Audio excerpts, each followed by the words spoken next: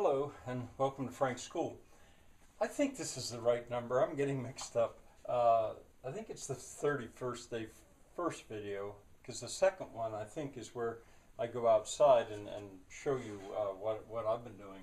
A correction, Wallenberg is Switzerland, is the open air museum, the real big wonderful one in Switzerland. I had that spelled wrong. So that's a correction. Now, I would call this introduction to my prospectus of 2014. I'm going to explain a little bit about what's going to happen in the next video. I'm outside. I'm filming through the trees. I'm walking around. And one of the things I didn't say, I'm going to start by talking about the valley, or you'll hear it, the little valley where there was so much activity at one point going on. I think of Evangeline, Longfellow's long narrative poem Evangeline, and the way it opens. This is the forest primeval, the murmuring pines and the hemlocks. And then in that prelude he says, where are the hearts that leaped, all the life that was in here?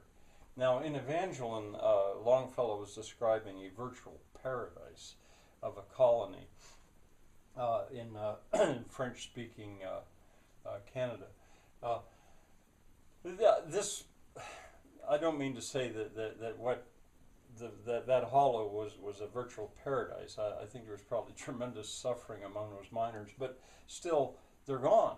You know, where are they? They're gone. There was so much life there at one point. I also think of How Green Was My Valley, a very famous novel about what happened to a Welsh community when the mining occurred. Two novels. I haven't read the. I did read that. Two that are a little bit on the same subject: The Rape of the Fair Country.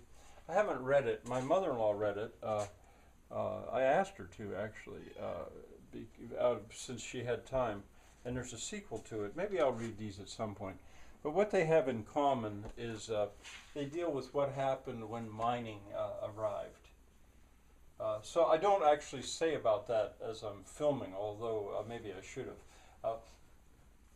As I walk around, everywhere you will see unfinished things. Everywhere. And, you know, sometimes I say I have no shame that I would show this. And yet, in a way, I'm so proud. It takes some understanding, and this is going to call for a lot of imagination on my viewers. A lot of imagination on my viewers. It's a little bit like you're looking at about 50 construction sites, all of which have begun, but almost none of which are finished. Well, there's a reason for that in a way. The work is seasonal. Now I'm retired. Now I have time, and I actually have a little bit of help. I'm not quite doing this all by myself, but so much is seasonal, and at the moment the season it doesn't involve finishing the walls and putting the roofs on.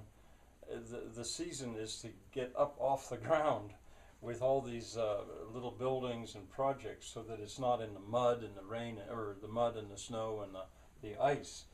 So that's why I sort of jump from one thing to another right now, because I know that winter's coming on.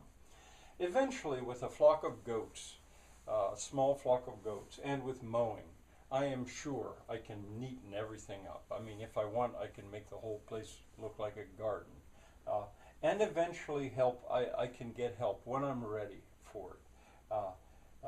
And I'll probably be looking for that. But I also wanted to say that I have tremendous doubts often about what I do because it's so different. You know, when you strike out on your own like that, like a fence, like that pallet fence, I've never seen anything like it before. It's genuinely like a new building culture all over the place. And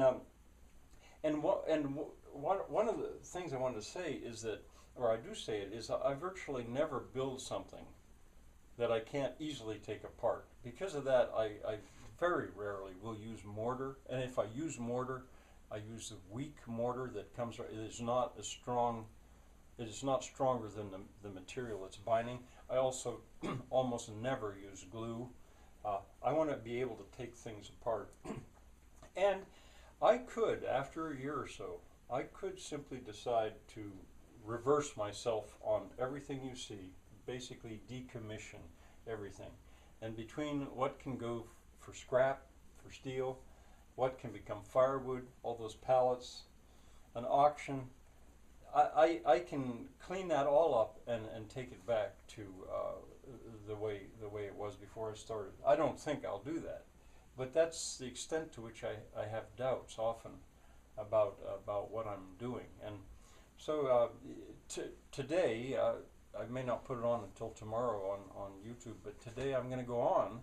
I'm going to go inside Thomas Hockling Hall, no, the basement of it, and show you more. And you'll see more construction sites unfinished, and I hope you can use your imagination. Well, stick with me if you dare. Bye now.